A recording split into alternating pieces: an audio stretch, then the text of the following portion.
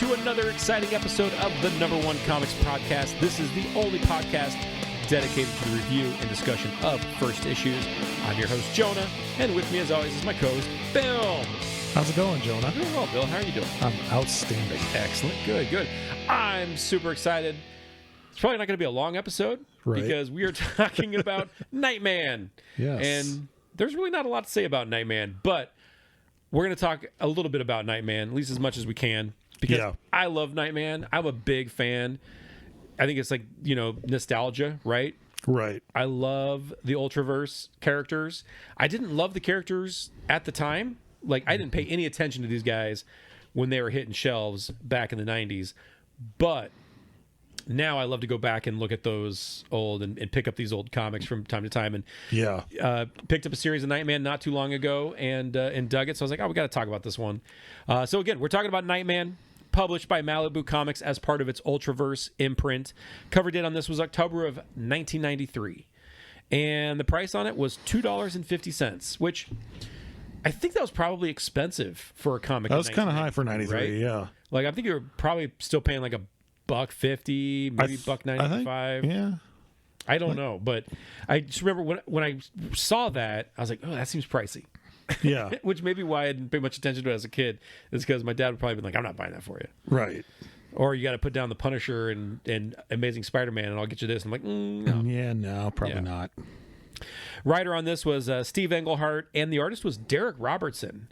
Are you familiar with either of those creators? Can't say I am. Have you ever heard of I probably am, just not by name. Have you ever heard of a little comic series called The Boys?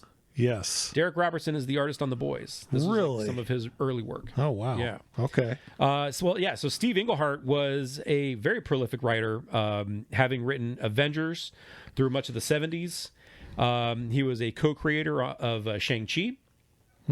And then when we talked about Nomad's history as Bucky, it was Englehart that was responsible for that big retcon that we talked about. Oh, okay.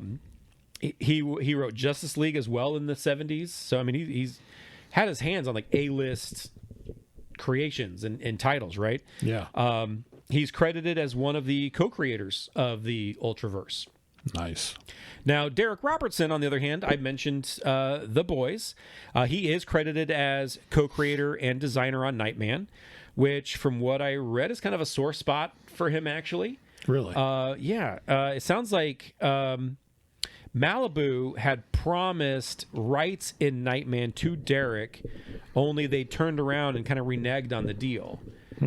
So when they sold to Marvel, when Ultraverse or Malibu sold to Marvel, which we'll talk more about that in a bit, he didn't. I don't think he got any of those rights. Oh, wow. And so he later worked on Transmetropolitan with Warren Ellis, which is a great series. And then, again, I first noticed his work on The Boys with Garth Ennis, which he did like the first 43 issues of that series. Yeah. So he worked on that one for quite a while.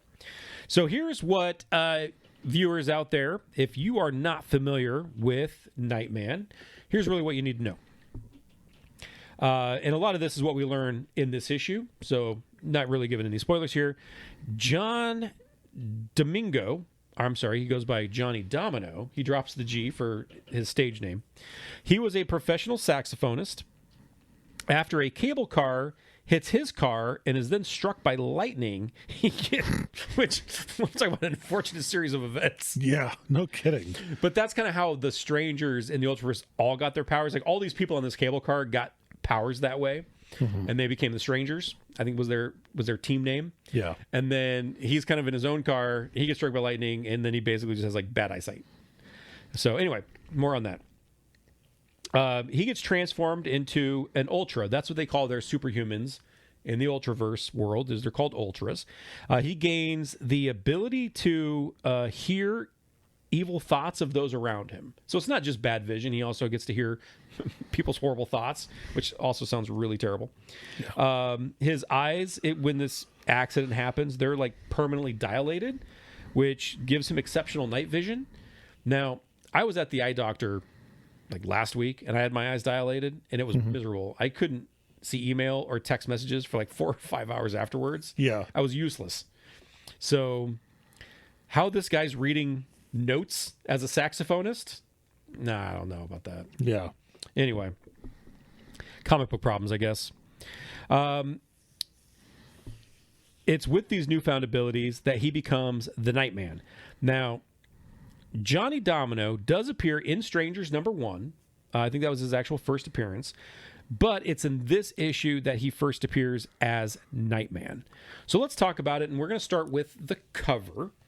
Before we even do that, Bill, were you familiar with this character or any of these types of properties going into this? Malibu sounds familiar, but I wasn't familiar with any of these So properties. you didn't read any of this when you were a kid, like I didn't read any of this? No. Okay, cool.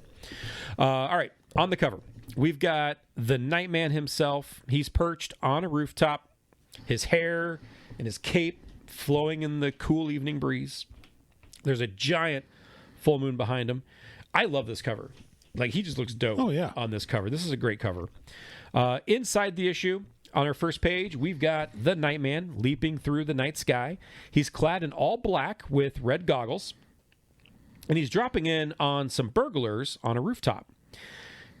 As he's dropping in on them, his mind flashes us back to the accident with the cable car, where he's, sort of dies on the operating room table, and then he's brought back.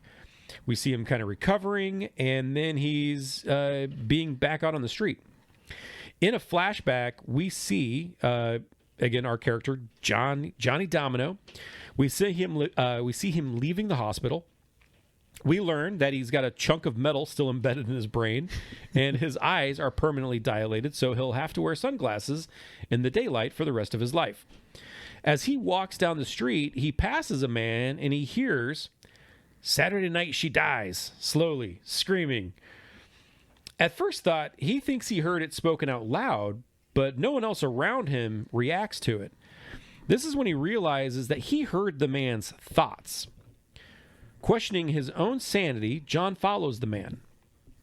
After buying a paper, the man stops into a knife shop, which obviously you're going to buy a brand new knife if you need to go out and do some killing. Right.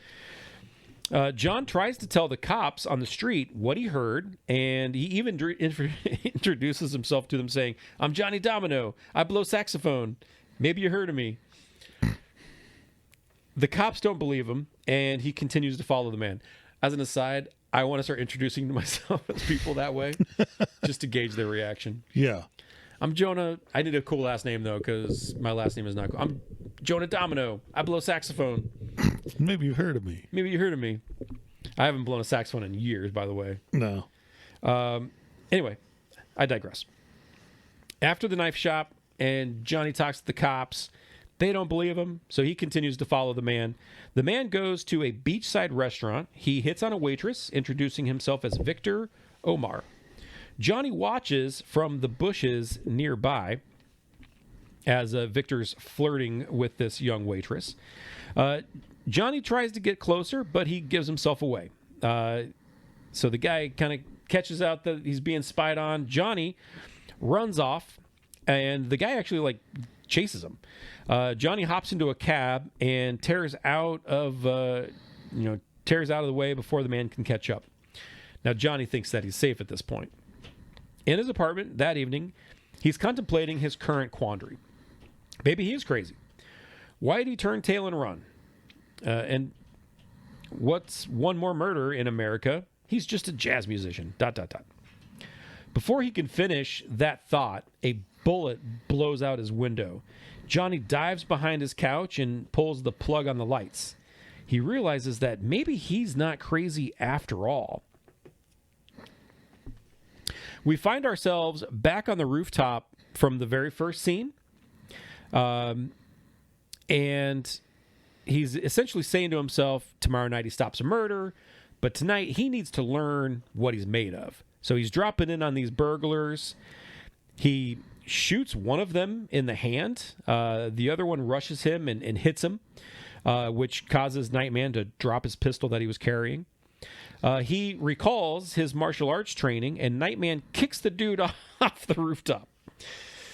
Now, the man that had been shot in the hand, he shimmied down a ladder, and Nightman tries to get to the ground faster by tying his rope around a pipe that's protruding from this rooftop, but it doesn't hold, and the pipe snaps, and Nightman falls to the ground into some bushes.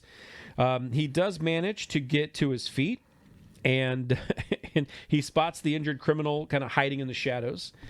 Nightman gets the drop on him, but the man fights back. He whacks Nightman in the forearm with a steel pipe.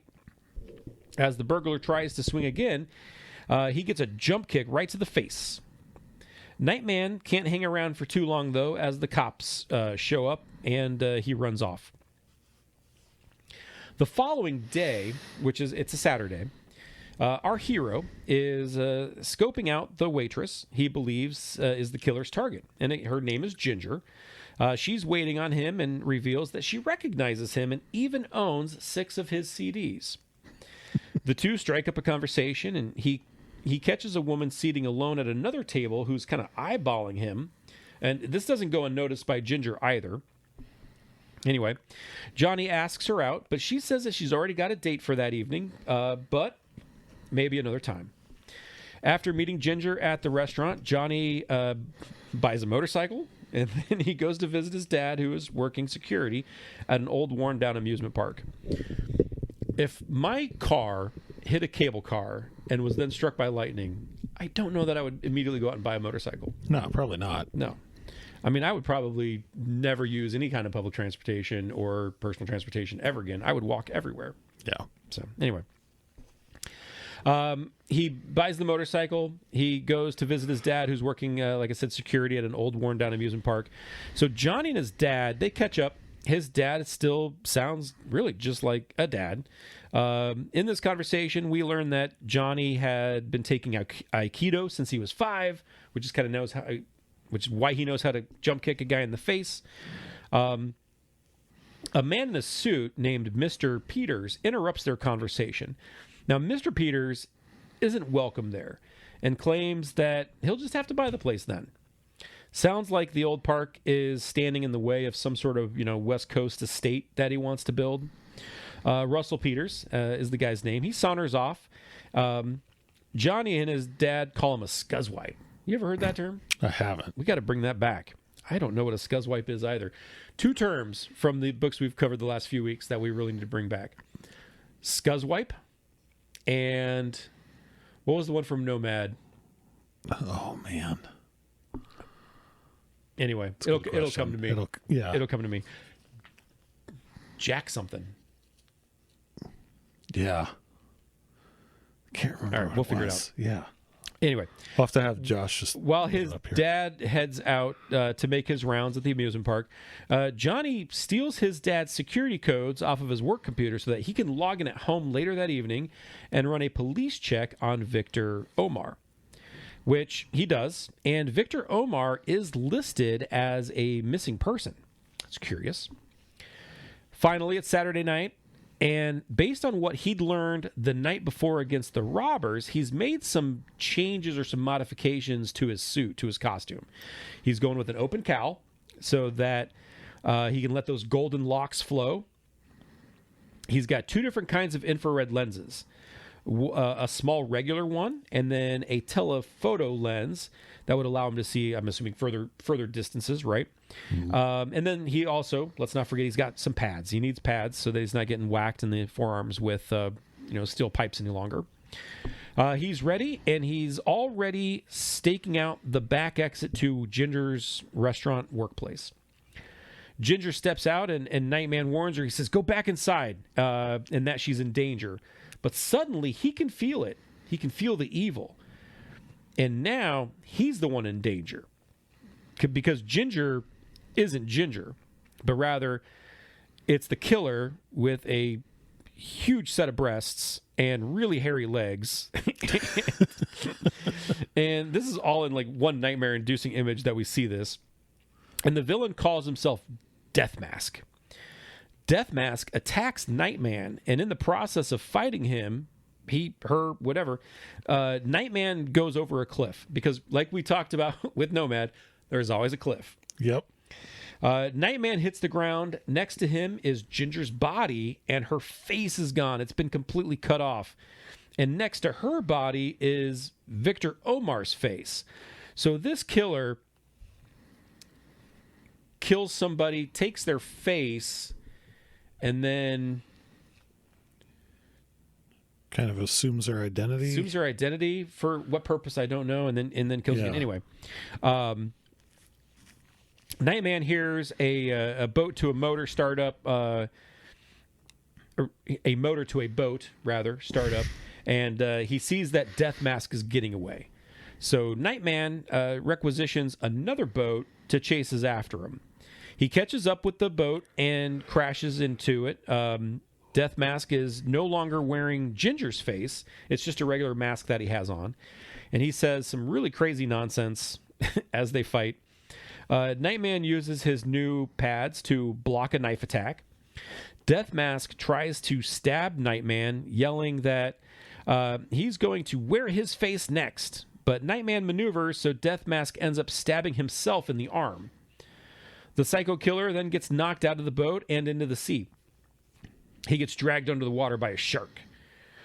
Nightman watches as Death Mask disappears under the murky water and reflects on his life now. He's gained this power to hear evil when the cable car hit him. He also thinks that he needs a cape so that he has something to wrap himself up when it's getting chilly. I love that's his reasoning for getting a cape. Yeah. He's like, if it gets cold out, I need something to warm myself up capes in. are cool. I need a parka. It's not so I can fly or use air currents or whatever. It's like when I get cold. Yeah. As Nightman heads back to the shore, the last image we see is Death Mask's hand, still clutching his knife, breaking through the surface of the water. I have a question for you. Do you think Death Mask cut the face off of the shark and is wearing the shark's face? I really hope so. Because that would be pretty Would that give him the ability to swim, kind of like cutting off the lady's face gave him boobs? Yeah. I don't know. Now, on the opposite side of the book is a 3-page snippet of a character called Rune. This was another Ultraverse character. Each of the 11 releases in October of that year included an installment of this new Rune title. I think that's a pretty cool idea. Yeah. You collect all these issues and you kind of almost have like a full first issue of a new book coming out. Yeah. That's pretty sweet. All right, Bill, what are your thoughts on this one? Well, first of all, it's very, very 90s. 100%. You know, the fact that he knows Aikido, you know, it's... Yep. I mean... Because Taekwondo wasn't cool enough in the 90s, so it had to be Aikido. It had to be Aikido. Right. But, you know, in the 90s, like a lot of the action movies, superhero genre stuff, people knew martial arts. Yeah. They was just Steven knew it. Seagal an Aikido guy? Was his I think martial art? Was he Aikido? I think it was. Okay. But it is kind of a unique power. Like, it kind of reminds me of Ghost Rider's penance stare a little bit. Like, instead of being able to see evil, he can hear it. Yep. And it's interesting that he can't hear everybody's thoughts. It's just the evil ones. Yeah. Now, I wonder if it's a certain severity of evil. Or is it just like, I'm going to cut in the line in this movie real quick. Right. Or, I'm going to crop dust this people in the aisle at the grocery store. And that's kind of evil, right? I took a sip of that Slurpee. They didn't pay for it. Yeah, I spit in this guy's Pepsi at the Olive Garden. Yeah. Like, I wonder if he's hearing that, or if everyone's like, I'm going to cut this girl's face off and she's going to die screaming. Yeah, kind of thing. which I will say, Death Mask, that's kind of a cool concept, but I think, haven't we seen that with Hush? Didn't Hush have kind of a similar... So, or was it that Hush went under the knife to like... Yeah, because kind of look like he always looked like the unknown soldier, right? Yeah. A little bit. I don't recall him wearing other people's faces. I think it was just that he had plastic surgery to look like Bruce Wayne at some point. Or maybe I'm just making that up from the Arkham games. Here's the deal. I've read Hush. Yeah. The art is very pretty. The story is forgettable. Yeah. I know it includes a lot of villains that Hush is kind of like pitting against Batman. And I know whenever you introduce some random character from like the character's past and like, oh, this is my old friend Bill, and we've never seen you before. You're the fucking bad guy, Bill. Yeah, you know what I mean? Exactly. It's like casting Danny Danny Houston in a role. Like he's the bad guy. Yeah, because he's always the bad guy. Exactly. But yes, I know we've seen stuff like this before. It's also I feel like a very 80s or 90s movie trope, right? Like, yeah, kind of like Darkman. Yes. Well, he didn't really steal people's faces, but he could. His were like 3D printed. Yeah. But yeah, honestly, I didn't think. I want to hear your thoughts on this, though. As far as the storytelling and all that, I think it kind of was a little more to the point, not like a whole lot of filler, like we see in 90s movies or in 90s comics. I mean, it was very to the point. I did like that it kind of jumped around in time a little bit, where it's like you got your opening, your splashy opening, and then it jumps back, and then you get back to that, and then you move past that. So it wasn't, completely linear. Yeah. But yeah, it was very concise. And in case you missed it, he is a jazz musician. And I don't know how you could have missed that, because it's mentioned like 9 times in this book that he's a jazz musician. But you don't ever see him play the saxophone. No. I mean, granted, this only takes place over the course of like a couple of days, and he's just gotten out of the hospital. I get it. He's probably not ready to blow sax, but he talks about it a hell of a lot. Yeah. It's like, by the way, did I mention I'm a saxophone player? Which really amused me. Like I said, it makes me want to start playing the saxophone again, so I can introduce myself as I was a clarinet guy back Jonah in the day. Domino. I blow sax. You say you blow clarinet? I blow clarinet. It's also we mentioned with our Nomad episode, kind of bringing back the Jack Plug. That's what it was. Jack Plug and Scuzzwipe are the two terms. I had it noted in here. That sounds like a comic book title in its own. Jack Plug and Scuzzwipe? Yeah. I would write that. Yeah, here we go. It would. I mean, it would have to be like a dirty, like lowbrow humor comic, right? With a name like that, Absolutely. Which again, Jack Plug, I don't think is an actual term. Scuzzwipe, I've never heard. I'm sure it's probably a term that maybe 12-year-old, like maybe Steve's kids were using on the playground at the time or something. I don't know. It was like that's kind of a 90s thing in itself, though, like sleazoid or Well, it's right. So like butt wipe is a term that I used a lot before I started swearing frequently.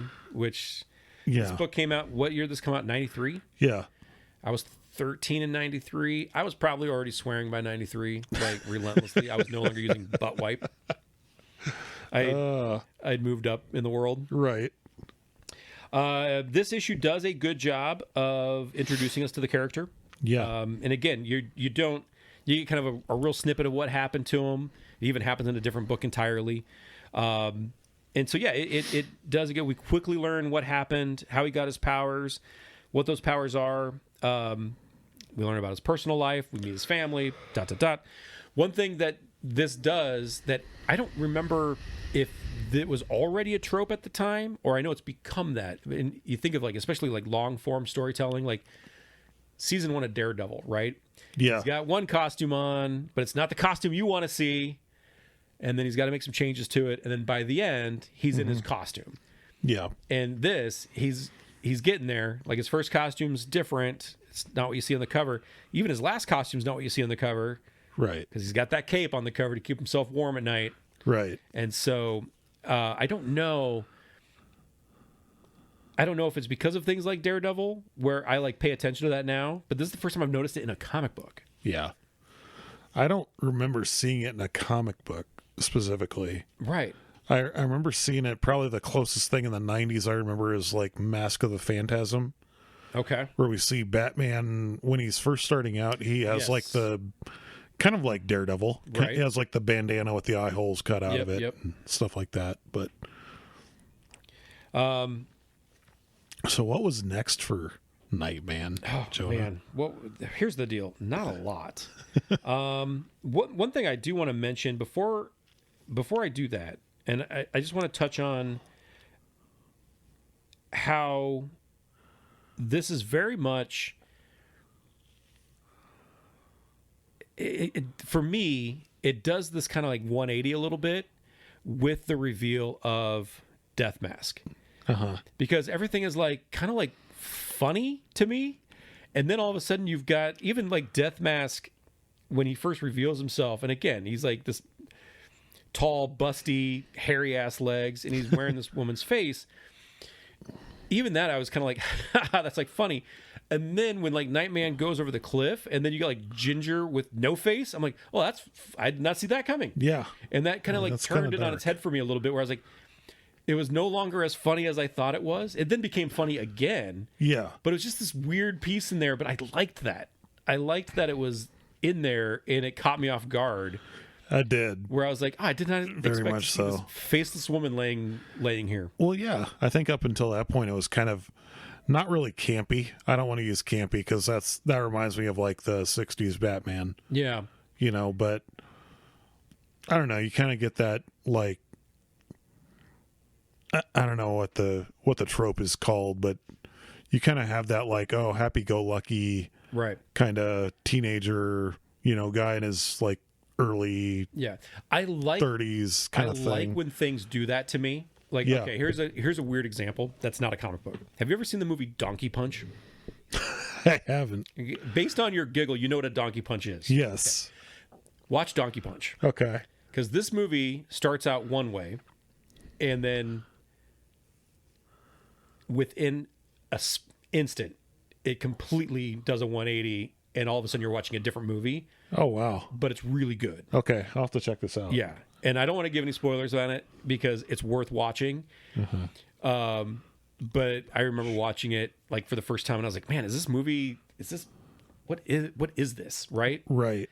And then like something happens, and then all of a sudden you're in a different movie, but it's good.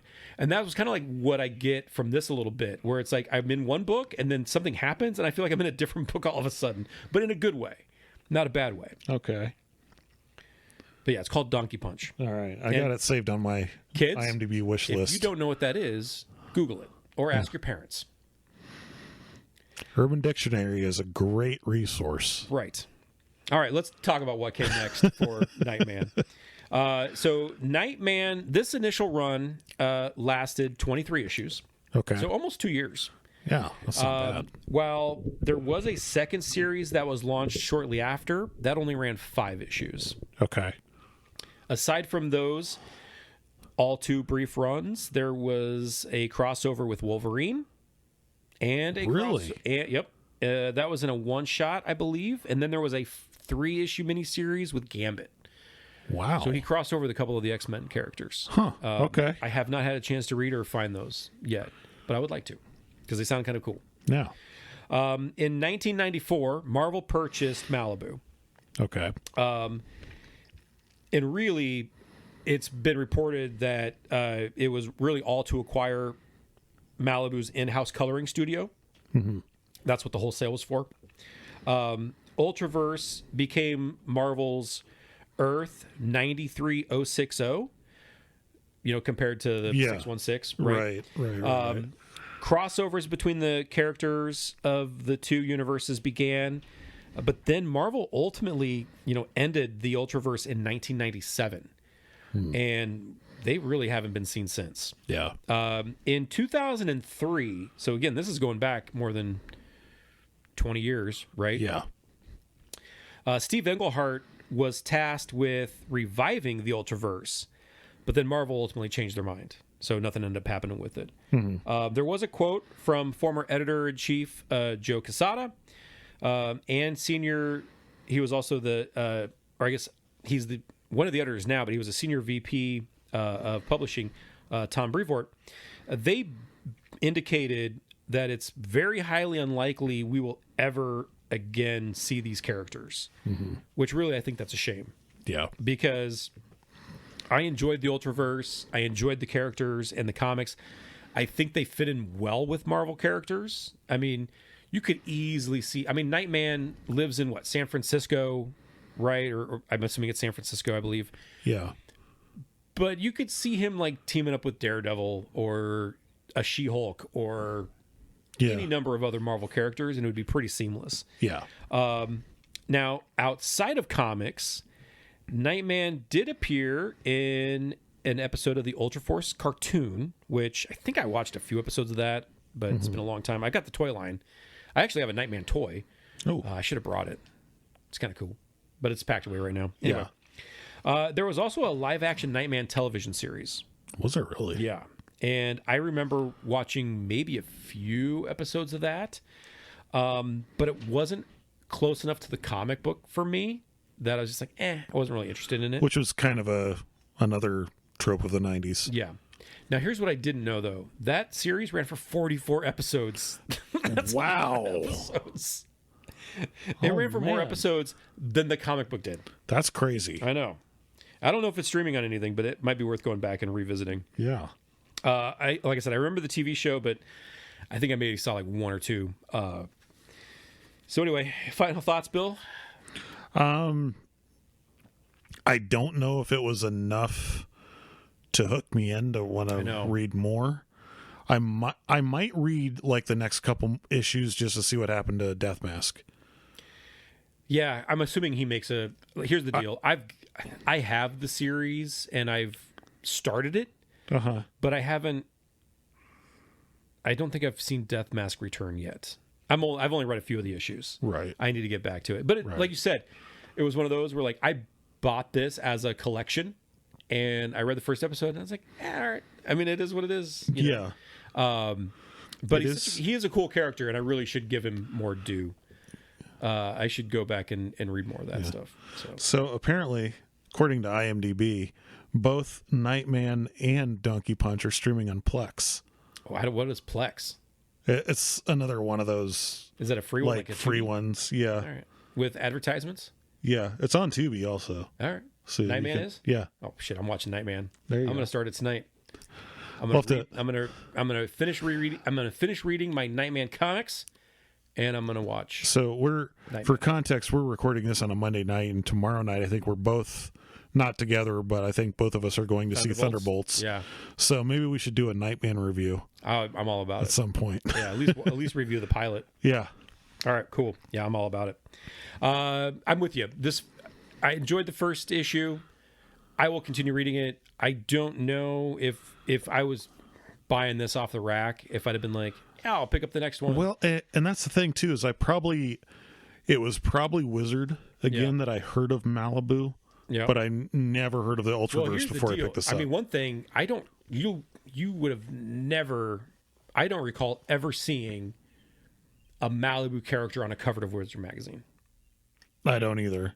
Like if Wizard was talking about Malibu, it was like peripherally. You know what I mean? Exactly. Like you might have seen advertisements for like Solitaire or Ultra Fours or Freaks or whatever inside, and maybe there was a blurb here or there. Yeah.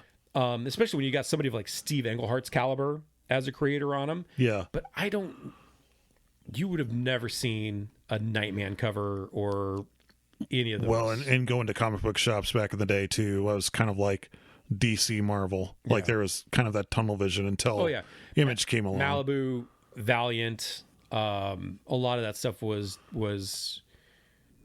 not even looked at. I mean, when I was a kid. Yeah. So, which is a shame because a lot of the other Malibu stuff, Ultraverse stuff that I've picked up that I've had a chance to peruse, I'm like, man, this is actually pretty cool. Yeah.